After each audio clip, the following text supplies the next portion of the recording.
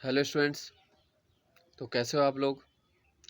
उम्मीद है कि आपके जीवन में सब अच्छा ही चल रहा होगा और आप अपनी तैयारी जो है नए जोश खरोश से कर रहे होंगे। ठीक है, क्योंकि आगामी परीक्षाएं आपके हाथ में, बहुत सारी परीक्षाएं हैं इसलिए।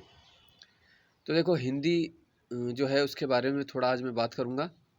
हिंदी की तैयारी जो है, इसमें कुछ टॉपिक ऐसे होते हैं देखो, जिसमें क्या है आप रट नहीं पाओगे, है ना।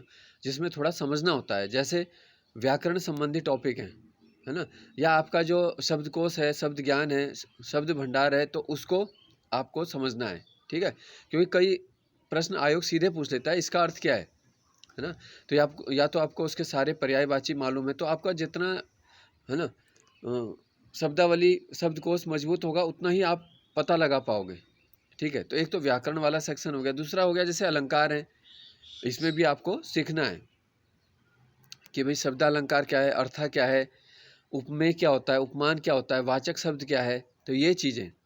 ठीक है, तो जब आप ये क्लियर करोगे तो थोड़ा आपके नंबर इम्प्रूव होंगे, है ना। केवल अगर आप ये सोचोगे कि मैं राइटर्स के रचनाएं रट देते हैं, है ना, तो या कुछ और क्वेश्चन रट लेते हैं, लेकिन कई बार क्या है, अभी आप देख रहे हो कि आयोग क्वेश्चन को घुमा दे रहा है, या कई क्वेश्चन फर्स्ट टाइम आ रहे हैं, रिपीट भी हो रहे हैं क्वेश्चन, तो वो भी आपका रिवीजन होना चाहिए। ठीक है, एक तो पुराने क्वेश्चन आपको रिपीट करने हैं, वो तो करना ही है ना। तो आज जो है देखो, मैं एक अलंकार के टॉपिक में से आपको एक समझाऊंगा। ठीक है, देखो अलंकार वैसे 3 प्रकार के होते हैं, शब्दा, अर्था और तीसरा होता है पाश्चात्य, या जिसे हम उभय अलंकार भी कहते हैं। मुख्य रूप से अलंकार के 2 ही भेद हैं। एक में तो देखो शब्द के आधार पर चमत्कार उत्पन्न होता है, और दूसरे में अर्थ के आधार पर। ठीक है, तो ये 2 हो गए, शब्दा और अर्था। देखो शब्दा अलंकार जो है उसमें क्या आता है, जैसे अनुप्रास है, यमक है, श्लेष है, ठीक है, वक्रोक्ति है और विप्सा है। तो ये 5 आपको इसमें याद रखने हैं। ठीक है ना। और हर अलंकार की कुछ खास पहचान है, जिसको आप उनके नाम के शाब्दिक अर्थों से भी जान सकते हो। जैसे अनुप्रास का अर्थ क्या होता है, आवृत्ति, यानी रिपीट हो रहे हैं वर्ड्स। ठीक है, अनुप्रास का अर्थ हो गया आवृत्ति। यमक का अर्थ क्या है, यमक का अर्थ है 2, जब कोई शब्द 2 या अधिक बार आए। ठीक है, अभी उसकी परिभाषा मैं बाद में बताऊंगा आपको अलग से। तो कुछ वीडियो में आपके अलंकार के टॉपिक पे बनाने वाला हूं, जब तक कि आपका जो है ये टॉपिक क्लियर नहीं होता है।